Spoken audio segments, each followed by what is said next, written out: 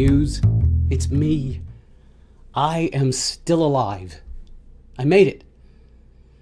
Yeah, you probably don't know this, but last week, actually a week from today, or week previously, last Thursday, I wound up with the flu.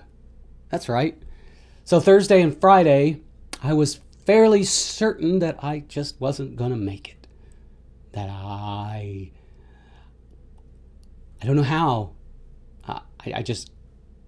There was one point I was walking across the kitchen and I collapsed. And it hurt. It was painful. But fortunately, I'm a healthy person. I eat well and I exercise. And within about 4 days, I was feeling much better. Now, the last few days, I didn't have a voice. I sounded like Froggy from Our Gang, if you remember that. Well, anyway, here's the thing about that. While I was in that fugue state, I finished up the first read of Fear before I sent it off to beta readers. And the feedback I got was quite good overall. The overall feedback was good. Everybody really loved what I wrote. Of course, there was one particular beta reader, who's a very good beta reader, who found all sorts of grammatical problems. Now, under normal circumstances, I might be like, oh my gosh, what's going on? I can't prove to save my life. But the truth of the matter is I did that kind of under the duress of the flu, so I have to forgive myself. But what it does is it points out the fact that when you are not yourself, when you are not feeling healthy, when you are not of sound mind and sound body, you can't trust your abilities. And during this same time, after I sent off the file to the beta readers, I was also starting a short story for an anthology. And I had a heck of a time getting that thing started. I knew what I was going to write about. I'm in as much as I am capable of knowing what I'm going to write about before I start writing something. And so it should have been business as usual, but it wasn't. It was like pulling really, really sick and infected, gross teeth out of a mouth that didn't want to open. Now, eventually I did get it going, and I'm over halfway through it. But I tell you what, Muse, when you aren't at full capacity, things just don't get done. Now, I've been sick before. I have written in times of physical pain and mental pain and emotional pain. But this was different. I could hardly string together a single thought. That's how bad. I mean, now, granted, I was under the throes of a fever, a pretty bad fever. But it just goes to show you that being healthy on every conceivable level makes for a much better process as an artist. And I know I have, as an artist, there have been times where I have had to perform sick. I have performed with bronchitis, with various and sundry ailments, and I've made it. But you have to stop and think, at what level was I capable of performing, especially with bronchitis? I once did a musical with bronchitis, and I don't know how I made it through it, but I did. But there is something to be said about when you are at that depths of pain and suffering, that maybe your best bet is to stop. Give it a break. Just like you do, like the first few days when I was really sick, I couldn't exercise. I could barely walk. All I could do was lay down and sleep for 2 days straight. But just like you should always pull back on your exercising, maybe you should pull back on your mental exercises, because you could wind up putting forth a Herculean effort when you're sick, only to find out that that effort was all for naught and everything you wrote was crap. Just like I discovered that this proofreading that I did, I may as well not have done it. I may as well have just sent out the unproofed manuscript to my beta readers and said, here you go. But that's fine, because I always preface my beta readers by saying this has not been edited. So there was no guilt, there was no harm, no foul. My beta readers know that my process is different than other writers, that I send it to beta readers before it's edited, just for efficiency. But even so, it was kind of embarrassing to get all these comments back and go, whoa, wait a second. I thought I proofed this. Now I know that me and proofing don't get along very well in the first place. That's why I have other people proof it. Of course, I am the last pair of eyes that see it before it gets published, but at the same time, it was embarrassing.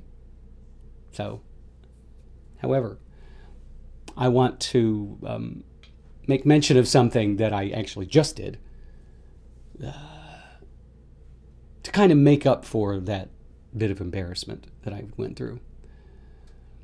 I'm not going to say what it's for, because it is such a shot in the dark. But I have always been one to take matters in my own hands and to be bold. And I just did something that is fairly bold, in that I recorded a video that was to two people, an actor and the character that actor portrays. And the purpose of this was to say, I should be on your show, because I should. And I haven't watched the video yet. I've got to watch it before I go, maybe I'll send it, maybe I won't. But the truth of the matter is, as an artist, you must be bold. You must take chances that you might not take otherwise. Because there are hundreds upon hundreds of thousands of artists out there doing the same thing you are doing. And if you do it in the same fashion that those other artists do, chances are you're not going to get noticed.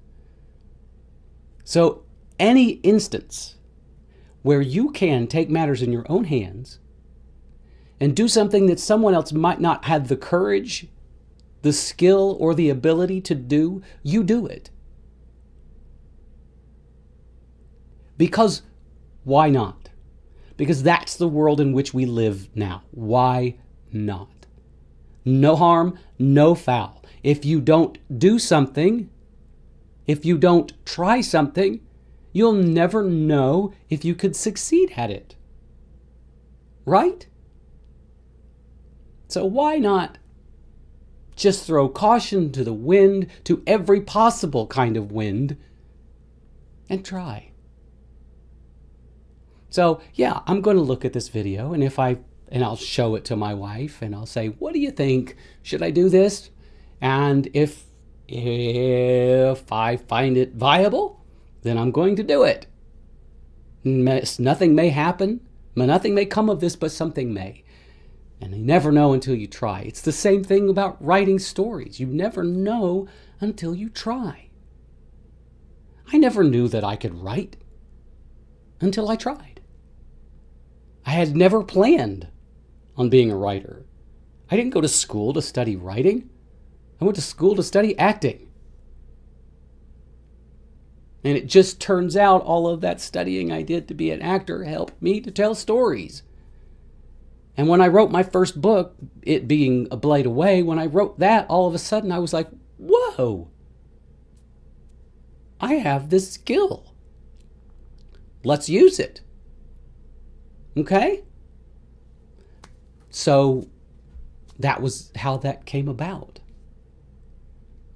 So you just never know. Be bold. Take chances. Step well outside the box that you tend to live in, to exist in, and see what there is out there. Grab possibility by the collar and shake it until something falls down, and you pick it up and you go, this is mine now. I'm going to do it. I'm going to use this thing that fell out of possibility, and I'm going to use it to the best of my ability. Okay? So be healthy, be bold, take chances, and pull back on your exercises when you have the flu. And maybe, just maybe, don't proofread a story when you have the flu. Lessons. It's all about lessons. You got to learn them. You got to pay attention. You got to have your eyes open, because the universe is always trying to teach us something.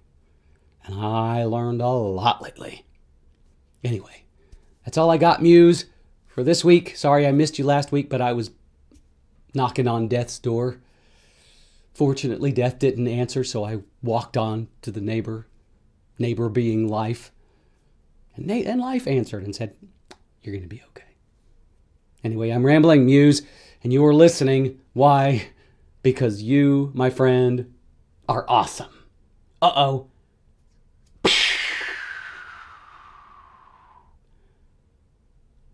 Good say.